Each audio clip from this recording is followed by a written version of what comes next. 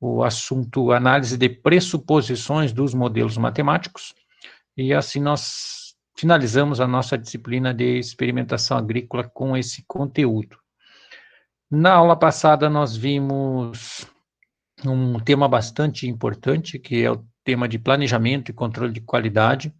Recomendo que vocês revisem esse conteúdo, reflitam sobre esses tópicos, né, detalhados aí na aula anterior, que são bastante importantes aí para um contexto geral da disciplina, né, e também para a nossa avaliação que segue na próxima aula. Hoje nós vamos dar seguimento a das especificações, né, do planejamento e do controle de qualidade nas análises estatísticas, mais propriamente dito, relacionada aos experimentos agrícolas, que é justamente a avaliação do atendimento às pressuposições dos modelos matemáticos. Nós vimos no decorrer da disciplina que os modelos matemáticos, os mais simples, né, que nós vimos aí os mais usuais, chamados experimentos, os delineamentos básicos, delineamento inteiramente casualizado, blocos ao acaso, quadrado latino, eles têm como pressuposições desses modelos 4 pressuposições, que são elas a homogeneidade das variâncias, dos erros, a normalidade dos erros, a aleatoriedade dos erros, também chamada de independência dos erros, a aditividade dos efeitos dos modelos matemáticos. Dentre esses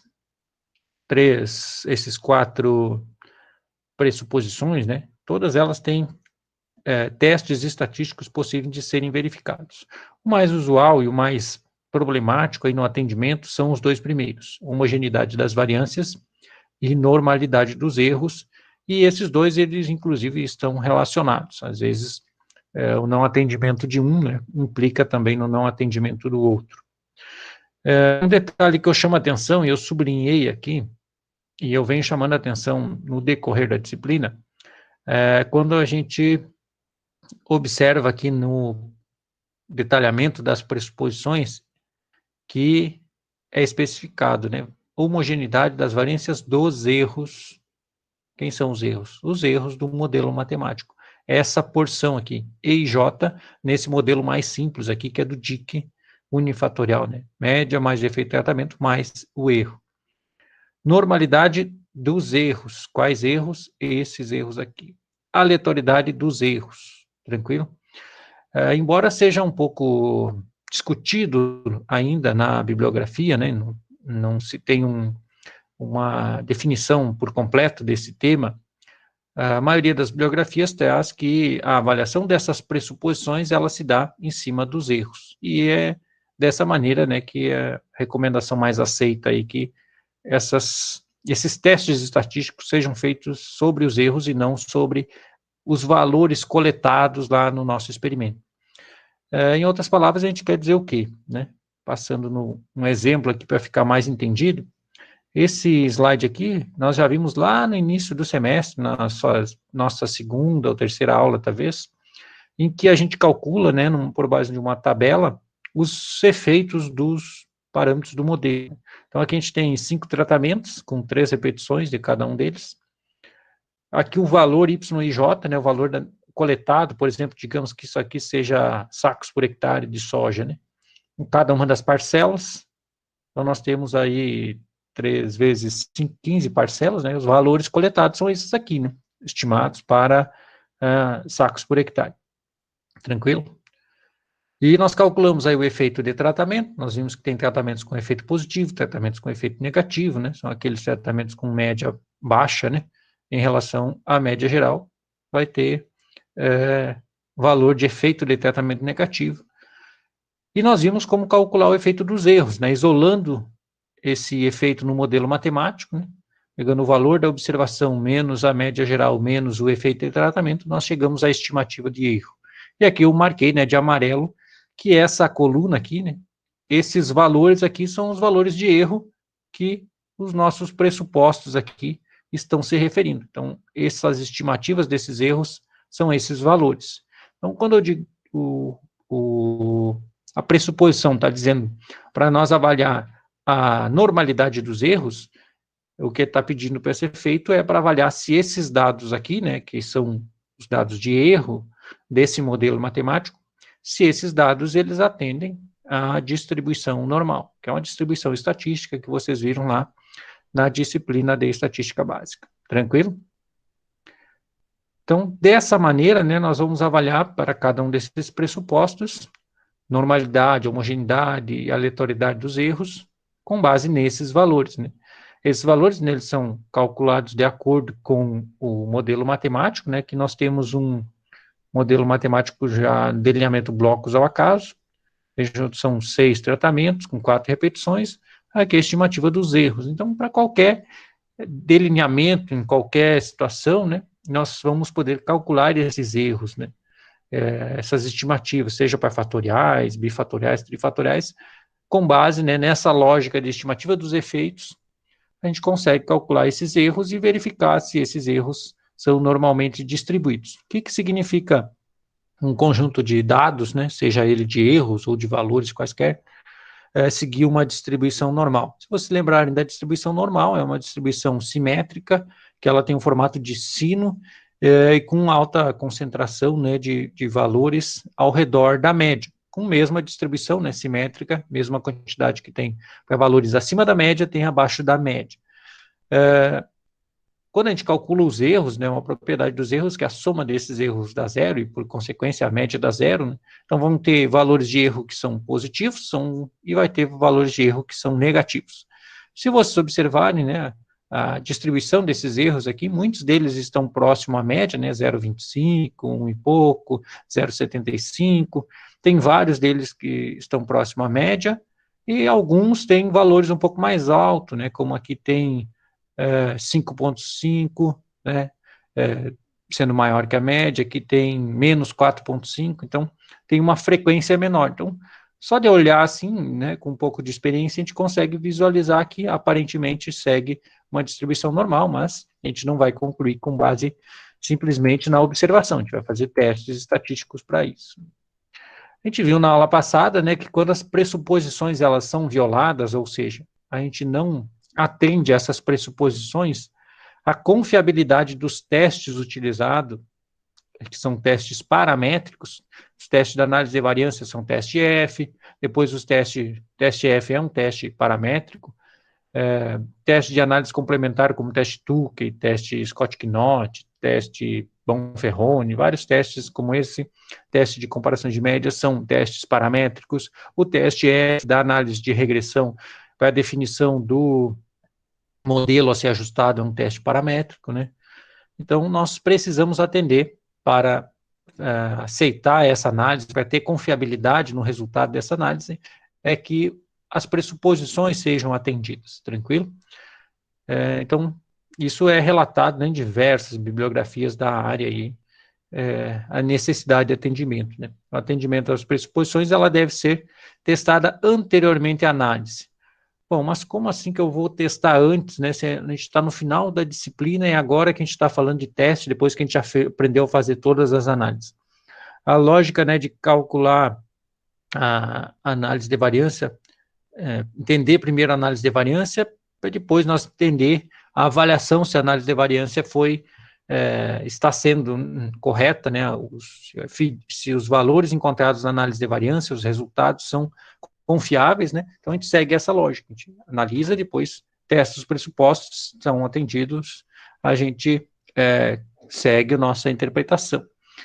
A maioria dos softwares, eles calculam esses resíduos necessários para avaliar os efeitos com base no cálculo da análise de variância. Então, primeiramente, a gente tem que fazer a análise de variância para ter as estimativas dos erros e, assim, poder avaliar as pressuposições. Então, segue a mesma lógica, né? A gente faz a análise de variância, com base nos erros coletados na análise de variância, a gente faz a avaliação dos pressupostos.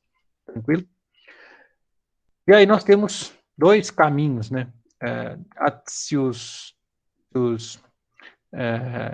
pressupostos forem atendidos, beleza, né? A gente vai seguir a análise de variância, a interpretação, a análise complementar, tudo como a gente viu aí, no decorrer da disciplina.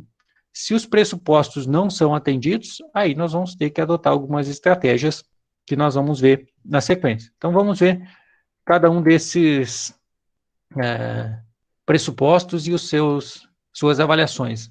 A aditividade dos efeitos do modelo matemático talvez seja dos pressupostos aí, o menos problemático, né? O efeito de tratamentos, eles devem ser aditivos.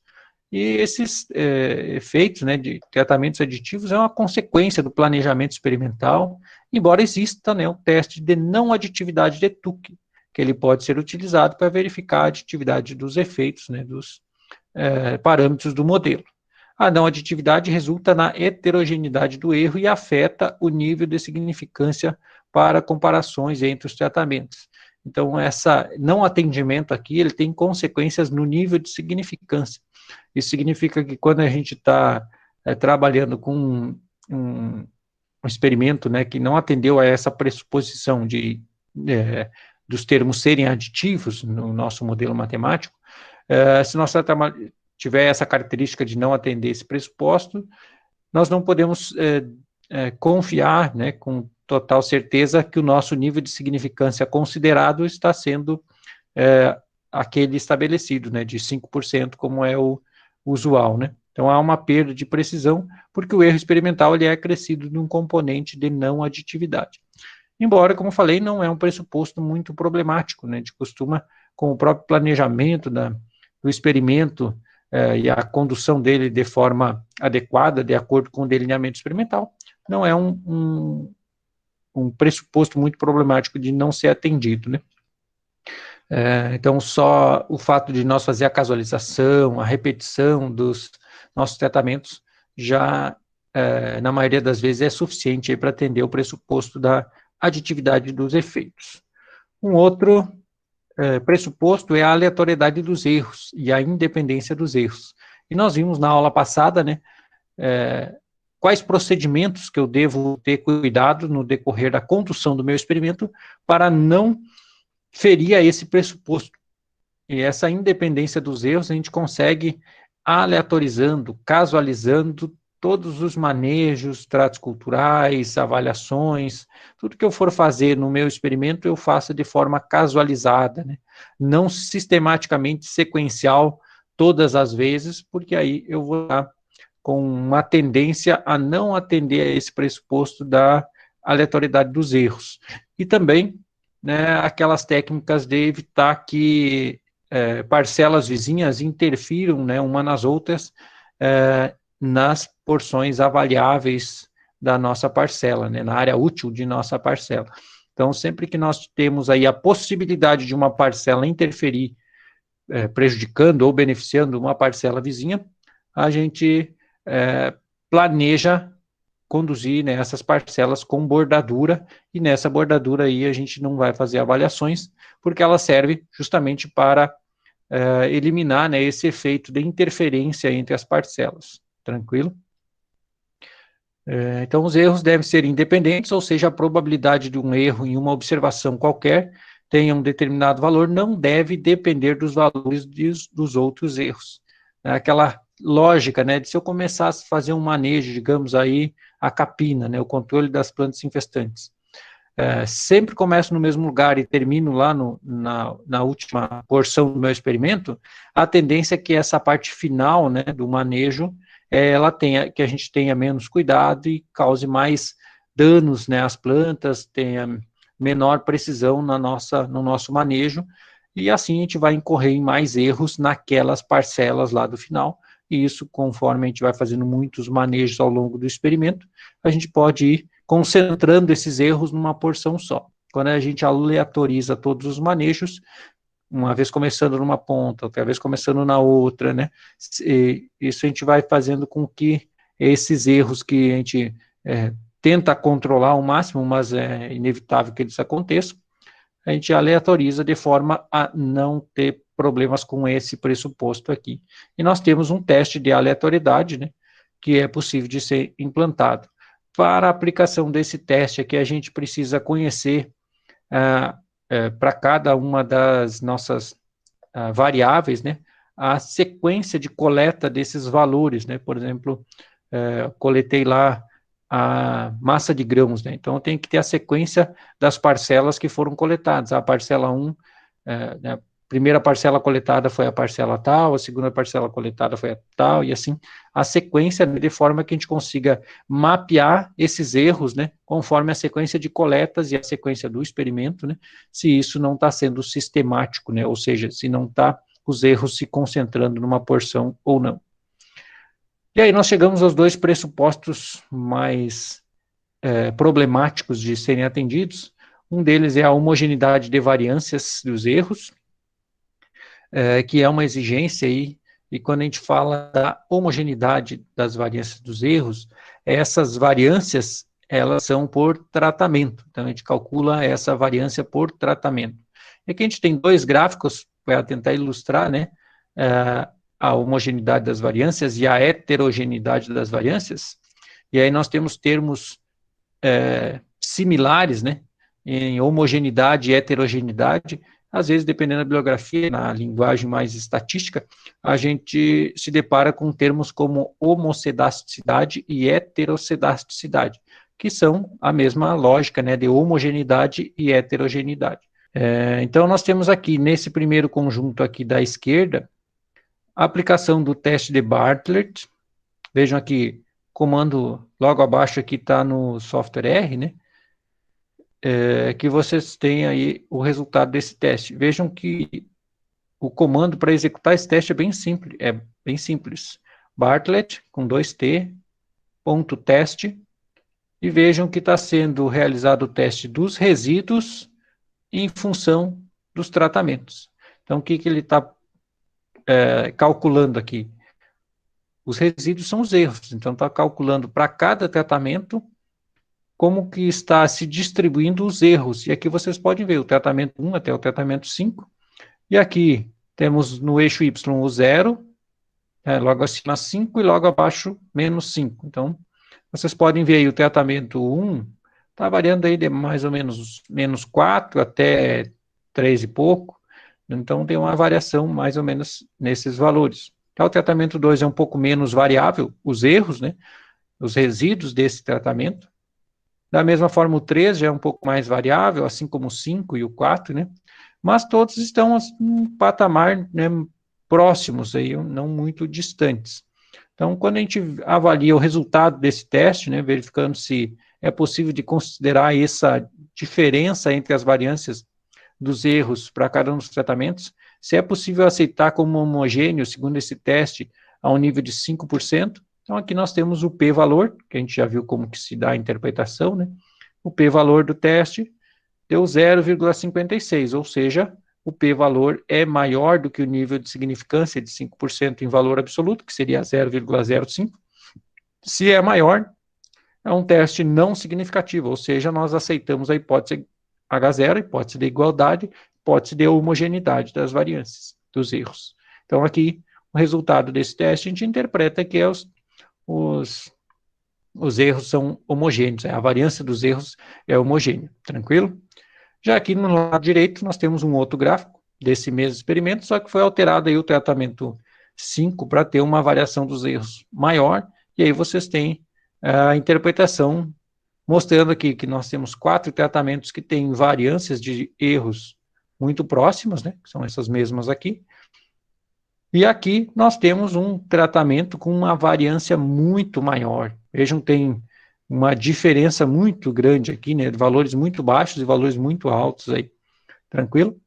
Então, essa é uma representação gráfica aqui, né, e o teste, né, do Bartlett.test, né, o teste de Bartlett, mostra que o efeito é significativo, ou seja, o p-valor é menor do que o nível de significância.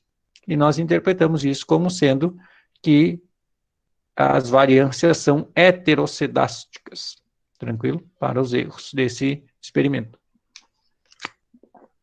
Isso, pessoal, acontece quando a gente tem um tratamento que tem alguma característica que faz com que ele tenha uma variância maior do que os demais tratamentos. E isso é bastante comum quando a gente trabalha com tratamentos testemunhas. Por exemplo, digamos que eu estou trabalhando aí com controle de insetos, né, numa lavoura lá. E aí inoculei os insetos, né, nas parcelas e tal. e vou aplicar diferentes produtos, aí, diferentes inseticidas para controle, e depois eu vou avaliar o controle desses insetos. Esse tipo de experimento é comum nós ter uma parcela, né, um tratamento, né, com um tratamento testemunha, ou seja, sem a aplicação do controle. E aí nós vamos ter uma variabilidade bastante grande da incidência dessas pragas. É comum que isso aconteça, né? E muitas vezes a heterocidacidade é uma característica do tratamento, né?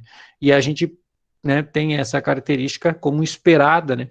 Isso vale para plantas daninhas, né? O tratamento controle sem controle de plantas daninhas, com, né, doenças, enfim, é muito comum em várias situações aí nós temos um tratamento que é esperado que a variabilidade seja maior, porque é justamente onde a gente não tem controle, né, nesse tratamento testemunha, ou tratamento controle, como é chamado às vezes. O controle, muitas vezes, a gente não tem controle, né? Então, nessa maneira aí, nessa situação aqui, precisaria de fazer alguma estratégia para fazer análise desse experimento aí. E aí nós vamos ver, no decorrer da aula, aí, algumas estratégias. A outra pressuposição, que é muitas vezes também problemática, é a normalidade dos erros. E esses erros, eles devem ser normalmente distribuídos, e aí nós temos vários testes que podem ser aplicados para ver a normalidade dos erros. Nós temos o teste de Lidforth, nós temos o teste de Shapiro-Wilk, que é bastante utilizado, e aqui, da mesma forma, eu tenho gráficos, né, mostrando a situação em que nós temos uma homogeneidade de uma normalidade de erros, como essa aqui. Esse gráfico aqui, que tem essa linha na diagonal, né, nesse quadrado do gráfico, é um gráfico chamado Keke-plot, em que nós temos aqui a distribuição normal, representada por essa linha, né, os erros da distribuição normal, uma linha reta, e os resíduos encontrados no nosso experimento são plotados aí, são essas bolinhas, né, são esses pontos plotados ao redor do gráfico. E a gente pode ver que esses pontos aqui, eles se aproximam muito dos erros da distribuição normal. Vejam que eles são muito próximos. Quando a gente faz um histograma, né, um histograma desses erros, a gente consegue ver perfeitamente aqui uma distribuição normal, né? Embora sejam poucos dados aqui, né, só para fins de exemplo, se aproxima bastante aí de uma distribuição normal. Então, é uma situação que não teríamos problema com a normalidade dos erros. Já aqui nós temos uma outra situação em que fica bastante evidente que não está sendo atendida a normalidade dos erros.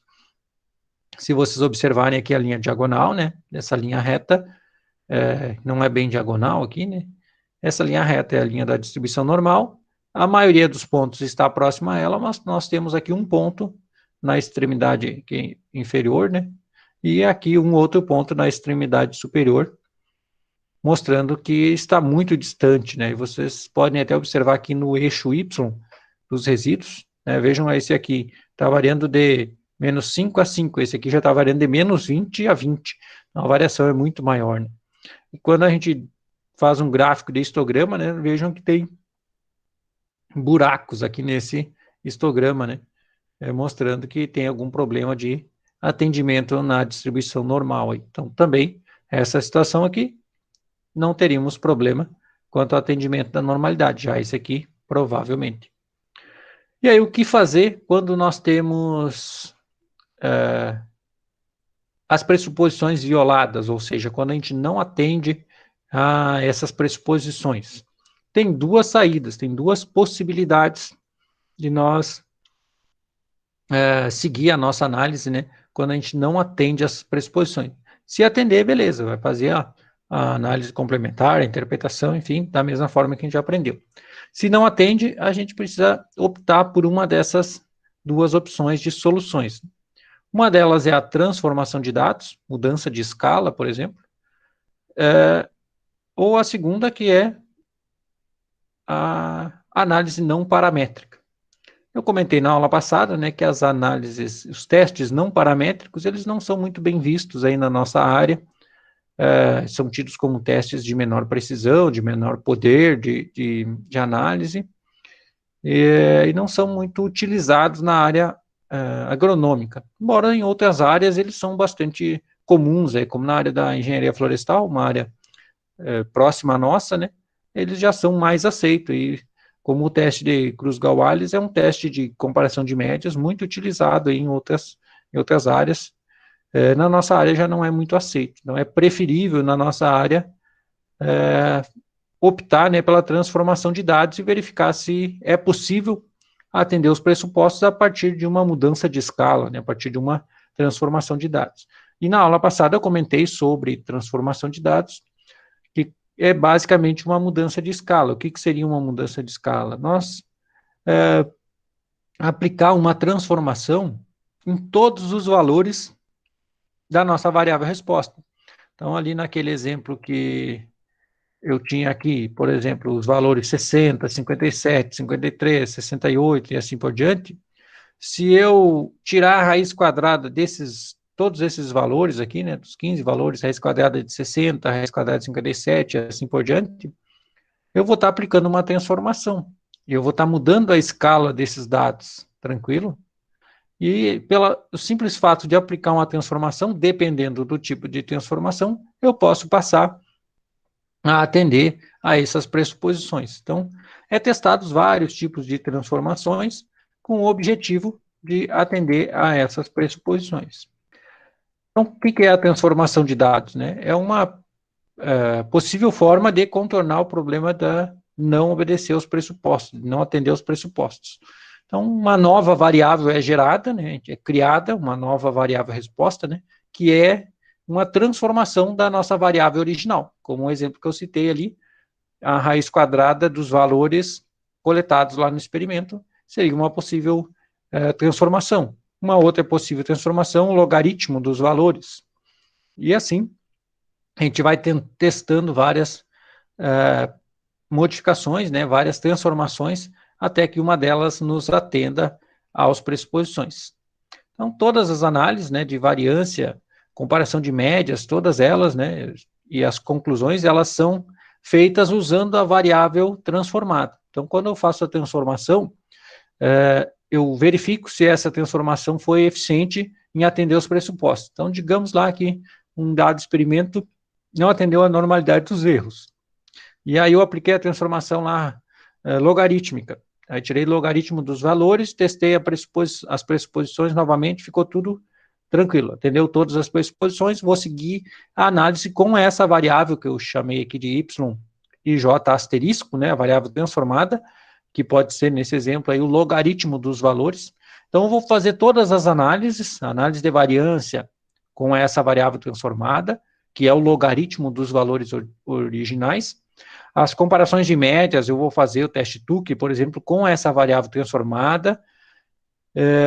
As conclusões eu vou fazer em cima desses resultados, porém, na hora que eu vou apresentar os dados lá no meu artigo, lá no meu TCC, enfim, no meu relatório de PIBIC, eu vou, né, citar que eu apliquei a transformação, mas eu vou trazer, por exemplo, lá num teste de médias, eu vou apresentar as médias originais. Por exemplo, se a minha variável está lá em altura de planta, eu vou apresentar as médias de altura de planta originais para cada um dos tratamentos. Digamos lá, de cultivares de soja, coloquei lá a altura de plantas de soja, vai estar lá 85 centímetros, 92 centímetros, e não logaritmo disso.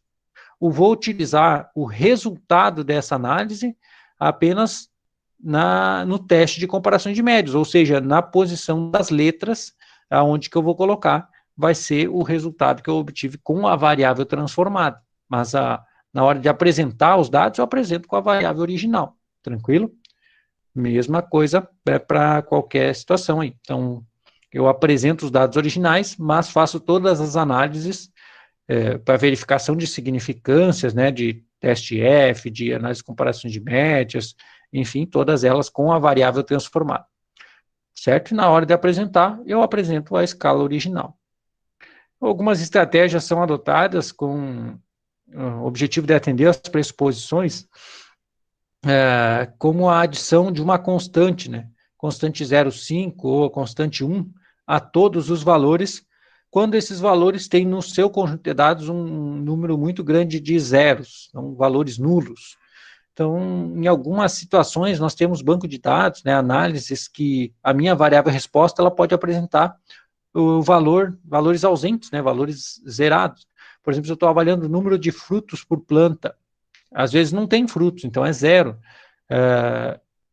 Ou o número de insetos por planta, às vezes não tem nenhum inseto, número de lagarta por metro quadrado, às vezes não tem nenhuma lagarta. Então, às vezes, dependendo do conjunto de dados, a gente tem muitos valores zeros, e aí a gente precisa, para conseguir aplicar alguma transformação que seja eficiente, adicionar uma constante a todos os valores, não só aqueles que são zerados, mas a todos eles, tranquilo? Então, pega lá, desde aquele, essa parcela tem 5 insetos por planta, vai ficar 5,5, por exemplo, na minha transformação. Essas constantes, elas não são utilizadas isoladamente, né, elas são utilizadas em conjunto com outros, por exemplo, raiz quadrada da variável mais 0,5, ou logaritmo, né, o arco seno da variável, e assim por diante. Então, todos os testes eles devem ser aplicados com o mesmo nível de significância. Então, se eu estou considerando na minha pesquisa, né, 5%, eu vou utilizar 5% para toda a minha pesquisa. Tem uma transformação, né, algumas transformações aqui, para fins de exemplo. Aqui a minha variável nova, né, sendo gerada, minha variável transformada, é a raiz quadrada da minha variável original. É uma possibilidade. Uma outra possibilidade é logaritmo na base 10 da minha variável original. Ou logaritmo na base 10 da variável original mais uma constante 1. Ou seja, adiciona uma unidade em todos os valores e tira logaritmo na base 10. Uma outra possibilidade é arco seno da raiz quadrada da variável original. E assim tem várias, que cada uma delas tem, né, recomendações para determinadas situações, como arco seno para valores em percentagem. Tem várias recomendações, né, que muitas vezes podem ou não atender, né? Então a gente aplica a transformação, gera essa nova variável, faz análise das pressuposições de novo. Se atendeu, maravilha. Se não atendeu, vai testando outras pressuposições. E tem uma família de transformações chamada transformação Box-Cox, que é essa equação aqui, que basicamente ela estima um parâmetro lambda que aplica essa equação, né, logaritmo neperiano, quando x é igual a zero, ou quando quando o parâmetro é igual a zero, né, o lambda. Quando o lambda é diferente de zero, ele aplica essa equação aqui, e ele faz isso para uma faixa de valores de lambda.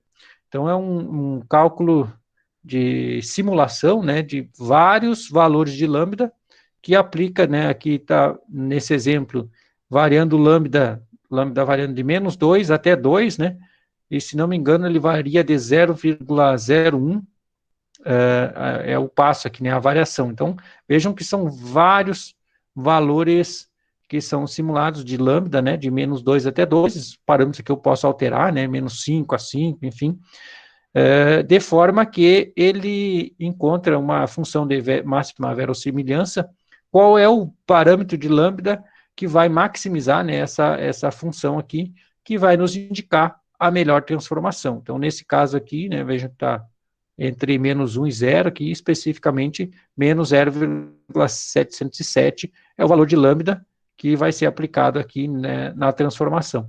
Então, vai gerar uma nova variável com base nessa transformação.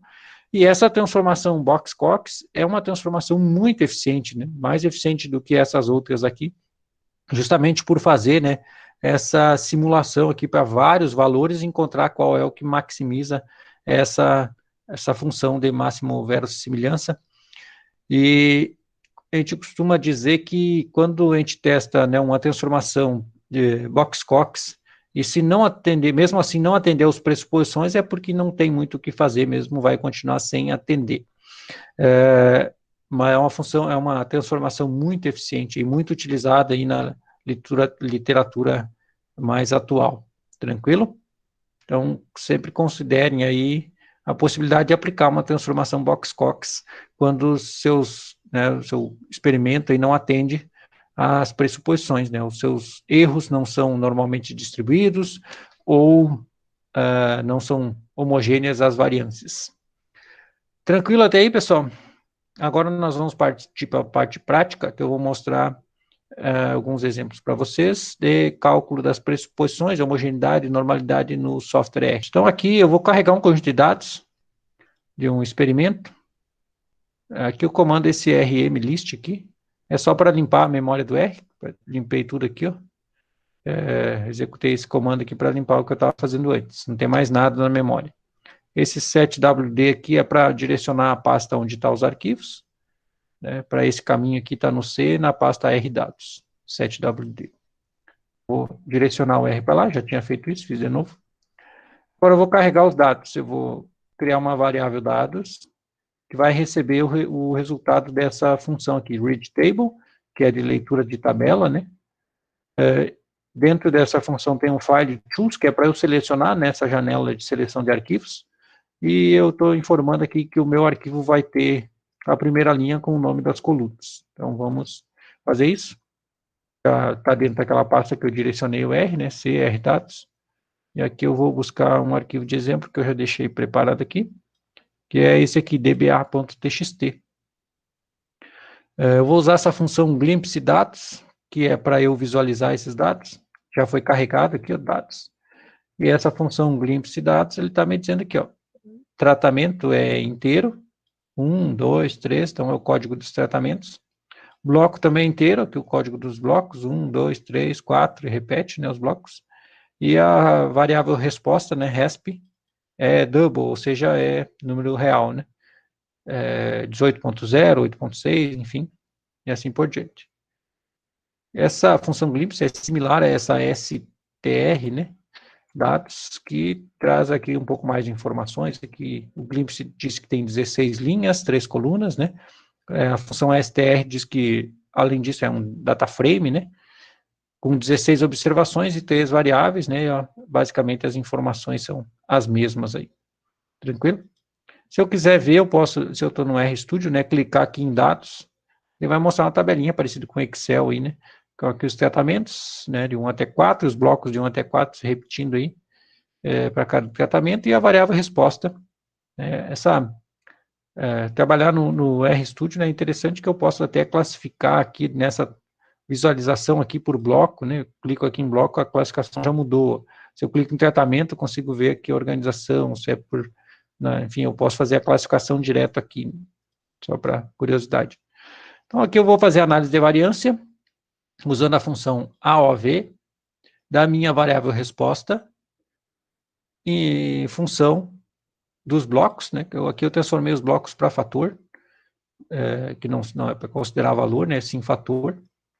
Então, dos blocos, em função dos tratamentos, também como fator, né, que está na variável dados. Então, resp em função de blocos mais trat. Então, é o nosso modelo matemático, né. E eu vou armazenar o resultado dessa função AOV na variável mod1, modelo 1. Tranquilo? Quando eu vejo, eu peço para ele me mostrar o que tem armazenado aqui, né, o que essa função AOV entrega, né, se eu peço para ver aqui, ele vai mostrar o resultado da análise de variância meio esquisito, assim, difícil de interpretar. Mas, além desse resultado aqui, essa função, ela armazena, ela calcula várias outras coisas, como, por exemplo, aqui, names mod1, vejam, os coeficientes, os resíduos, que é o que nos interessa, efeitos, o ranking e vários outros aí, né, graus de liberdade dos resíduos, enfim, modelo, tem várias informações que essa função AOV, ela já calcula, né, e aqui eu vou trabalhar especificamente, né, com essa informação aqui que a função AOV nos entrega, né, que é os resíduos, tranquilo? Mais para frente. E eu vou fazer o sumário dessa função aqui para organizar, né, essa função summary do modelo gerado pela função AOV, ele vai organizar a tabela de análise de variância no formato mais tradicional aí que a gente está acostumado, né, que é os blocos, tratamento e erros, né, o nosso modelo matemático aí. Deixa eu aumentar um pouco aqui, ele já era para vir para cá, não? Vamos ver se ele vem fazer de novo. Aqui. Então, está dizendo aqui que os blocos, o p-valor não foi significativo, né? Então o efeito de bloco não foi significativo. O efeito de tratamento foi significativo, tranquilo? Bloco era um 4, então grau de liberdade 3, tratamento era um 4, grau de liberdade 3 também, e sobrou 9 para o resíduo. Tranquilo? Então, o efeito de tratamento é significativo, né? Nós calculamos aí só para verificar. Se eu pedir aqui esse mod 1, 2, se vocês lembrarem aqui, quando eu chamei os nomes da função AOV, né, armazenado no mod 1, quando eu colocar entre parênteses mod 1, eu posso especificar dessa maneira aqui, né, entre colchetes o número 2, ou seja, o segundo elemento que está armazenado aqui no mod, que ele vai me dar os resíduos. Ou eu vou fazer isso para vocês verem, aqui está os erros calculados, né, da mesma forma que nós calculamos lá no delineamento blocos ao acaso, aquela coluna amarela, né, isolando o efeito de erro, né, aqui já é os erros padronizados, né, um pouco mais trabalhados, mas são os mesmos erros basicamente, tranquilo? Então esses erros aí, eu posso chamar assim, né, só para vocês lembrarem, né, como trabalha no R, ou posso chamar mod, que já aparece aqui, né, mod 1, e aí quando eu coloco o sinal de dinheiro aqui, o cifrão, né, ele já aparece o que tem nessa variável, né, que eu posso chamar aqui. O segundo é resíduos, aí eu dou um tab aqui, ele completa, Ctrl Enter aqui, ele já vai mostrar os resultados, tranquilo? Então esses são os erros, e é com base nesses aí que nós vamos fazer as avaliações. Aqui eu vou fazer uma visualização das variâncias, então da variável resposta em função dos tratamentos. Vejam aqui, eu estou fazendo comparação primeiro para a variável resposta, não, e depois eu vou fazer isso para os resíduos do modelo. Tranquilo? Então, nós vamos ver a diferença da variância dos erros e a variância da minha variável original. Tranquilo? Então, aqui eu tenho esse primeiro comando. A variância dos tratamentos, a variância dos dados, né, coletados para cada um dos tratamentos. Se nós pegar aqui essa variável, né, para chamar os dados aqui, é a variância que quando eu tenho tratamento 1, a variância é calculada, calcula a média aqui, tratamento 1, tratamento 1, tratamento 1, tratamento 1, as 4 repetições. Então, calculou a média dessas 4 valores de variável resposta e calculou a variância dessas 4 valores, né, para o tratamento 1 vai dar aqui 18. Vejam que o tratamento 2 aqui, né, se você pegar o 4 aqui, que tem a menor variação, vejam que as 4 repetições aqui são muito próximas, ó. 19.2, 19.6, 18.4 e 20.2. Já o tratamento 1 tem uma variação bastante grande, ó, 18 e 8. Então, essa aqui a variação é maior, né, tá aparecendo aqui a variância. Tranquilo? Fechar aqui. Agora, quando eu faço isso para os resíduos, aí eu estou isolando o efeito do bloco, né? Às vezes o bloco tem um efeito, né? O bloco pode ter uma influência aí ou não. E aqui eu estou calculando com essa função aggregate, né? Calculando em função dos resíduos por tratamento, né, dessa variável dados, a variância. Então, quando eu coloco aqui a variância dos erros, então, desses erros aqui que nós geramos na nossa variável, né, desses erros aqui, para cada um dos tratamentos, ele está calculando a variância dos erros e não da variável original. Então, vejam que é diferente, tranquilo? Então, só para chamar a atenção de que aqui a gente está verificando as variâncias, né, só visualizando, né, o cálculo, né, a medida de variabilidade, de variância da variável original e da variável resíduo. Isso aqui é só para chamar a atenção de vocês, não é um teste ainda, né? E agora sim, eu vou testar a homogeneidade das variâncias com esse teste que eu estava comentando lá nos slides, teste de Bartlett. Então vejam, Bartlett.teste, da minha variável resposta, vejam, eu vou fazer da variável original, e depois eu vou fazer da minha variável, né, dos resíduos já calculados, dos erros, em função dos tratamentos da minha variável dados. Então, vou fazer o cálculo para os dois, para mostrar para vocês que isso tem influência. Vejam aqui, quando eu calculei em função da variável original, está dizendo que os meus valores, né, não são homogêneos, como vocês viram aqui em cima, né? Tem uma diferença de variância bastante grande. Aqui deu 18 de variância, aqui deu 0,5. Já aqui nos resíduos não deu tanto, né, em função, a variação não deu tanto. Então, quando eu apliquei o teste, para a variável original não atende à homogeneidade das variâncias da variável original. Mas quando eu estou fazendo isso para os erros, eles estão tranquilos, não tem problema no atendimento da homogeneidade. Então, muitas vezes acontece de você acreditar que seus dados não são homogêneos, né, quanto à variabilidade, mas, na verdade, você nem quer saber se os seus dados são ou não homogêneos, e sim se as variâncias dos erros dos seus dados coletados são ou não significativos. Esse aqui é um exemplo que eu coloquei de propósito, né, para vocês ficarem atentos a isso. E a lógica é a mesma aí para o teste de normalidade, né? Então, vou calcular aqui o teste Shapiro-Wilk, Shapiro.teste, dos dados originais, né, da variável resposta, e depois dos resíduos do modelo, tranquilo? Então, aqui, Shapiro.teste para os dados originais. Vejam que não atende à normalidade dos dados originais. Agora, quando eu faço o teste para os resíduos do modelo, ele atende perfeitamente à normalidade. Então, a gente não tem problema nem de homogeneidade da variância dos erros, quanto da normalidade dos erros. Então, é um experimento que pode ser analisado sem nenhum problema. Aí, a nossa tabela da nova, né? A gente pode ter segurança aí que essa significância aqui do efeito de tratamento é porque realmente os tratamentos são diferentes, né? Então, eu posso aplicar um teste de comparação de médias, se eles forem qualitativos, posso aplicar um teste de análise de regressão, se eles forem quantitativos, sem nenhum problema aí.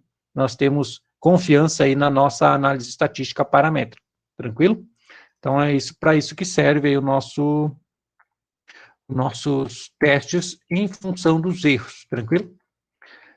Existe também uma outra vertente, que é a análise das pressuposições com base em gráficos, e aqui eu vou mostrar alguns gráficos para vocês, que vocês podem se deparar com esses gráficos, às vezes na bibliografia, às vezes em literatura, que traz esses gráficos, é interessante nós sabermos, né, conhecimento de onde que eles saem, né, e qual é a lógica deles.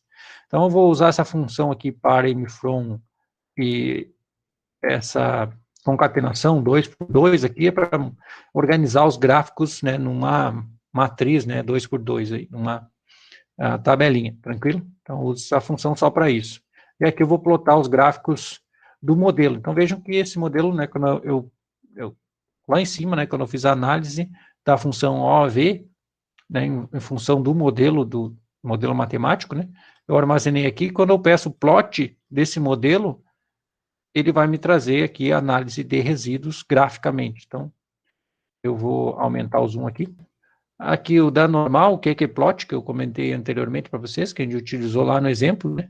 Então, tem a curva teórica da distribuição normal, que é a linha pontilhada, e aqui os resíduos estudentizados. Aqui são os resíduos já mais trabalhados, estudentizados, eles são uma espécie de padronização dos erros, né? Mas surgem, né, do mesma lógica lá do cálculo dos erros, né? E aqui nós temos que os erros, eles são, né, muito próximos à distribuição normal, com exceção desse aqui, mas não é uma variação muito grande, né? Você pode ver até que pelo eixo, a variação é pequena, é menos 1 a 2 aqui, né? Então, a gente também, com base nesse gráfico, não desconfiaria de não atendimento de normalidade, né? Lógico que a gente precisa, né, só olhando para um gráfico, a gente fica um pouco sem parâmetro, né, e é uma análise bastante subjetiva mesmo, né, então eu não gosto muito da análise gráfica, justamente com esse sentido, né, tem professores, né, pesquisadores que já preferem, né, fazer as duas, né, tanto análise gráfica quanto análise por meio de testes, né, e é interessante, né, conforme a gente vai criando experiência, habilidade na interpretação desses gráficos, é interessante fazer as duas, né, então aqui também a gente visualiza que não tem problema aí no atendimento da normalidade dos erros. Aqui nós temos das variâncias, né, a raiz quadrada dos resíduos estudentizados, aqui numa distribuição nossas variâncias dos erros, né, também eles são distribuídos de forma bastante aleatória aqui, né, não tem nenhum problema quanto à homogeneidade também, né, então essa é uma outra forma de apresentar, né, os erros, aqui outros gráficos também mostrando a mesma coisa, né, mesma lógica aqui, feito por bloco, também não é muito interessante esse aqui. mas é comum de aparecer na literatura esse tipo de análise também. Deixa eu ver uma outra aqui que eu ia mostrar para vocês. Esse aqui basicamente é a mesma coisa, só que enfeitado aqui, só para os dois, que é a homogeneidade dos erros e das variantes, fazendo um histograma, né? Aqui a observação e os resíduos, né? A mesma plotagem aqui, temos apenas um dos valores que está um pouquinho, né? Diferente dos demais, mas nada preocupante. Aqui é o eixo, o histograma aqui com os valores das frequências dos resíduos, que lembra uma distribuição normal, né? Basicamente, a lógica é isso, né, pessoal? Vocês estarem atentos, né, que a gente sempre precisa fazer a análise desses pressupostos com base nos resíduos do modelo, e essas funções, né, dos softwares já trazem o cálculo desses resíduos, que ajuda bastante aí na aplicação dos testes, e que é com base neles que nós vamos fazer essa a verificação do atendimento das pressuposições ou não. O atendimento, na maioria das bibliografias, ela diz que atendimento à normalidade, que os dados devem ser, os erros, né, devem ser normalmente distribuídos ou aproximadamente normalmente distribuídos. Muitas vezes, mesmo aplicando uma transformação, a gente não chega, né, pelo teste estatístico ali, aplicando uma transformação, a gente não consegue ainda atender a pressuposição. Mas, às vezes, você chega num valor, né, você faz lá a verificação da normalidade dos erros, por exemplo, e aí o p-valor dá lá 0,000002, né? Ou seja, está muito distante da distribuição normal, né? Não atende de jeito nenhum a normalidade. Mas aí você, né, pesquisa uma transformação, aplica uma transformação, sei lá, faz uma transformação Box-Cox, e aí faz novamente a verificação da normalidade. E aí você verifica lá que chegou a um valor de 0,048. Aí você diz, não, 0,048 não é 0,05, eu não atendi. Mas se você comparar, né, com o valor que você tinha, que era muito distante, né, o p-valor, ou seja, estava muito distante da normal, com a transformação você se aproximou muito, ou seja, você conseguiu melhorar bastante a qualidade dos seus dados para fins de análise. Então, mesmo assim, né, mesmo não atendendo, você pode utilizar como justificativa, né, aceitem artigos, muitos artigos trazem esse relato, né, de que mesmo não atendendo, se aproximou bastante e que seguiu com análise paramétrica mesmo assim. Isso pode valer para uma ou para duas, né, se aproximando bastante do atendimento já é suficiente, né. Às vezes a gente trabalha com 0,42, 0,48, 0,048, 0,046, enfim, chega muito próximo ao atendimento, às vezes não atende perfeitamente, né, mas não é problema.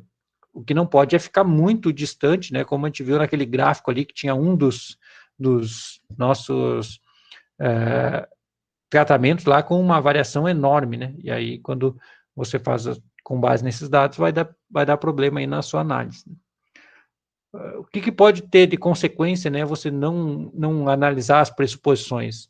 Você chegar a conclusões erradas, né, você dizer que os seus, né, tratamentos são diferentes quando eles não são, ou dizer que eles não são diferentes quando eles são, dizer que um tratamento é melhor do que o outro quando ele não é, ou dizer que ele não é melhor do que o outro quando ele é, então você fica inseguro quanto à sua análise. Então, a análise das pressuposições, ela nos dá mais segurança em acreditar que aquela análise, né, foi correta e que eu posso acreditar nesses dados.